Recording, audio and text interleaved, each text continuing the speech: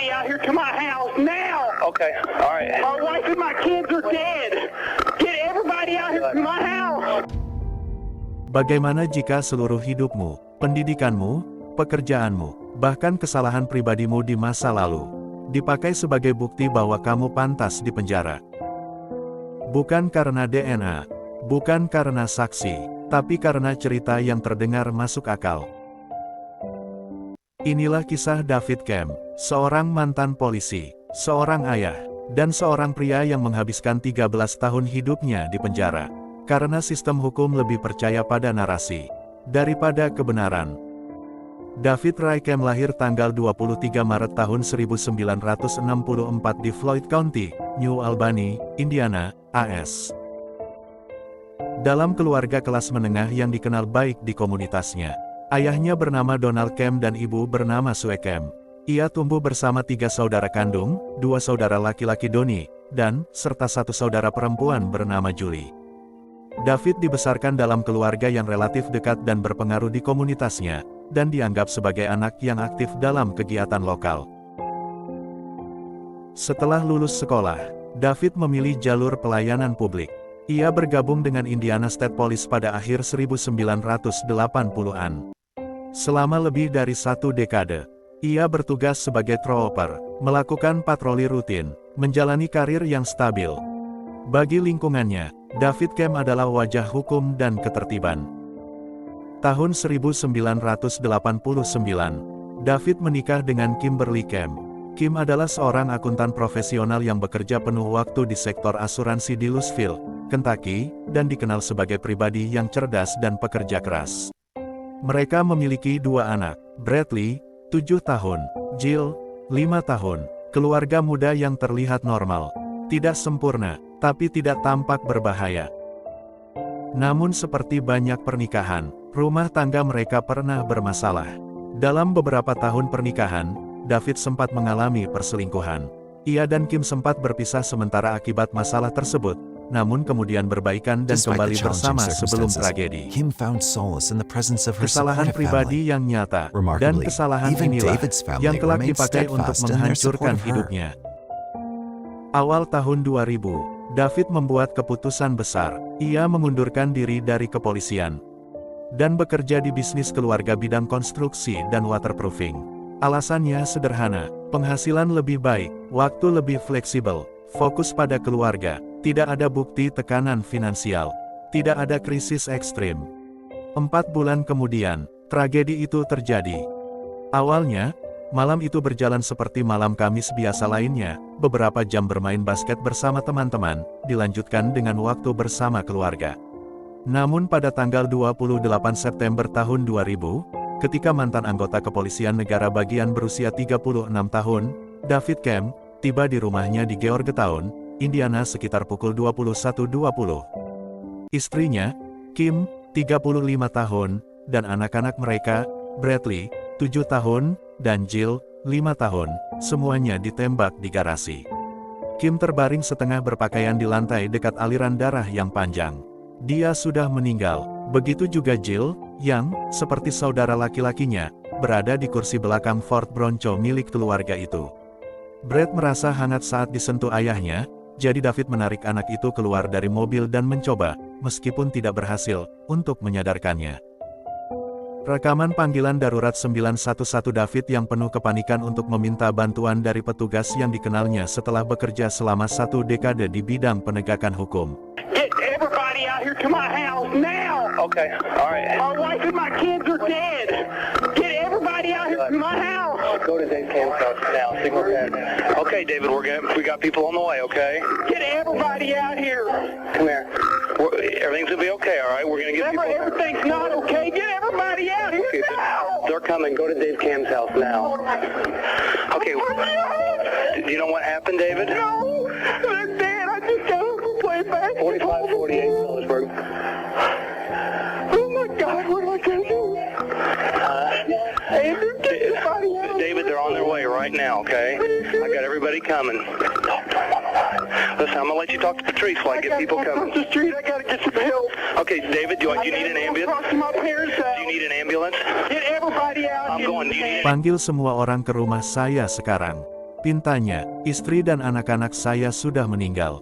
Seorang operator mencoba menenangkan David, mengatakan semuanya akan baik-baik saja. Suami dan ayah yang berduka itu menjawab bahwa semuanya tidak akan baik-baik saja. Para penyidik memfokuskan perhatian pada bukti di tempat kejadian perkara. Jaksa penuntut mengandalkan Rob Stites, yang diduga sebagai analis percikan darah, untuk membaca dan merekonstruksi tempat kejadian perkara. Pakar yang disebut-sebut itu mengamati bahwa garis darah panjang di lantai berubah dari merah tua menjadi bening dan menafsirkan perbedaan warna tersebut sebagai indikasi upaya tergesa-gesa untuk membersihkan darah yang berceceran. Selain itu, 8 tetes darah yang ditemukan di bagian bawah kemeja David, menurut Stites, adalah percikan darah akibat benturan berkecepatan tinggi. Itu berarti David berada di dekat para korban ketika mereka ditembak. Oleh karena itu, para pejabat mencari motif David, dengan memanfaatkan perselingkuhan dan rayuannya terhadap wanita di masa lalu. Mungkinkah David sangat ingin melepaskan diri dari perannya sebagai suami dan ayah sehingga ia membunuh keluarganya? 3 hari setelah menemukan keluarganya tewas ditembak di garasinya, David secara resmi didakwa atas pembunuhan mereka. David menyewa tim pengacara untuk membongkar teori-teori jaksa penuntut. Pengacara pembela mempertanyakan analisis ahli darah tersebut. Perbedaan warna tersebut merupakan reaksi alami, pemisahan serum, yang terjadi ketika darah terpapar udara. Itu berarti pembunuhan terjadi ketika David sedang bermain basket. Adapun percikan darah, penjelasan alternatif tim pembela adalah bahwa tetesan darah tersebut berpindah ke kemeja David dari rambut Jill ketika ia meraih Brett. Pengacara David mengemukakan fakta bahwa karena David sedang bermain basket, ia tidak memiliki kesempatan untuk melakukan kejahatan tersebut. Namun, teman-temannya, yang sedang bermain basket dan tidak mengawasi David, tidak dapat memberikan alibi yang kuat. Jaksa penuntut menunjukkan bahwa lapangan gereja tempat David bermain basket hanya berjarak beberapa menit dari rumahnya. Mereka mengemukakan teori bahwa David mampu menyelinap pergi dari permainan tanpa diketahui. Tim pembela juga menyoroti kaos abu-abu milik penjara yang terlewatkan di tempat kejadian perkara sebagai bukti. Kaos itu tersapu di dalam kantong mayat bersama Brett. Di bagian leher kaos itu terdapat tulisan tangan, Backbone. Sebuah laboratorium swasta menguji kaos tersebut untuk DNA dan, hasilnya menunjukkan profil lengkap orang lain, kata penyelidik swasta Bill Clutter. DNA tersebut kemudian dicocokkan dengan CODIS, basis data DNA FBI, tetapi tidak menghasilkan kecocokan. Pada tanggal 14 Januari tahun 2002, persidangan David dimulai. Pengacara pembela kriminal Stasi Uliana menyaksikan jaksa penuntut membawa barisan wanita yang pernah berselingkuh atau menggoda David. Strateginya adalah pembunuhan karakter. Sementara itu, pakar percikan darah memberikan kesaksian yang meyakinkan. Setelah berdiskusi selama 3 hari, juri memberikan vonis bersalah pada tanggal 17 Maret tahun 2002, David dijatuhi hukuman 195 tahun penjara. Pengacara David mengajukan banding, dan pada Agustus tahun 2004 Pengadilan Banding Indiana membatalkan hukuman tersebut karena kesaksian dari para wanita tentang hubungan masa lalu mereka dengan David telah memengaruhi juri. Tim pembela memanfaatkan kesempatan kedua untuk menjalankan kembali DNA yang ditemukan pada kaos abu-abu tersebut melalui CODIS. Kali ini mereka mendapatkan kecocokan.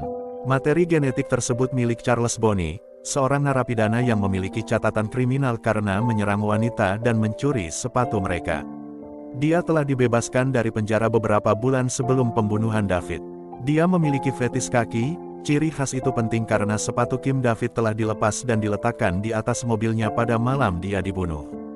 Bonney juga punya nama panggilan, Backbone, yang sesuai dengan nama di kaos oblongnya. Setelah sidik jari berdarah Bonney ditemukan di dalam kendaraan Kim Kem, ia ditangkap pada tanggal 4 Maret tahun 2005 dan didakwa dengan pembunuhan dan konspirasi untuk melakukan pembunuhan. Bonney mengubah ceritanya tentang kaos abu-abu itu, yang awalnya ia tegaskan telah disumbangkan ke Salvation Army. Ia mengklaim mengenal David Kem dan bahwa mantan polisi itu adalah dalang di balik pembunuhan tersebut. Bonney mengatakan ia menggunakan kaos itu untuk membungkus pistol yang ia bawa untuk David. Bonney menambahkan bahwa ia mendengar 3 tembakan pada malam pembunuhan itu. David ditangkap lagi. Dia didakwa dengan pembunuhan dan, kali ini, konspirasi. Setelah persidangan yang berlangsung sekitar 3 minggu, Bonney, 36 tahun, dinyatakan bersalah atas pembunuhan dan konspirasi untuk melakukan pembunuhan pada tanggal 26 Januari. Ia dijatuhi hukuman 225 tahun penjara. Persidangan kedua David dimulai pada tanggal 17 Januari tahun 2006. Tuduhan konspirasi terhadap David dibatalkan, tetapi ia sekali lagi dinyatakan bersalah atas pembunuhan. Ia dijatuhi hukuman penjara seumur hidup tanpa pembebasan bersyarat pada tanggal 29 Maret tahun 2006. Namun, pada Juni tahun 2009, Mahkamah Agung Indiana membatalkan hukuman David, karena bukti yang bersifat spekulatif. Pada Oktober tahun 2012, persidangan ketiga David dimulai. Tim pembela datang dengan bukti, DNA sentuh, yang menunjukkan bahwa materi genetik Bonnie berada di lengan dan pakaian dalam Kim.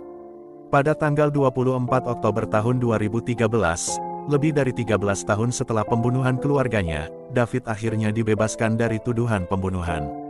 Ia akhirnya memenangkan penyelesaian perdata sebesar $450.000, seperti yang dilaporkan oleh Courier Journal pada tahun 2016. 13 tahun hidupnya hilang. Istrinya tetap mati, anaknya tetap mati, dan keadilan datang terlambat. Kasus David Kemp mengajarkan satu hal pahit. Di pengadilan, cerita yang meyakinkan bisa mengalahkan kebenaran. Ketika latar belakang dipelintir, ilmu dipakai tanpa kehati-hatian, sistem menolak mengakui kesalahan, maka siapapun bisa menjadi David Kemp berikutnya.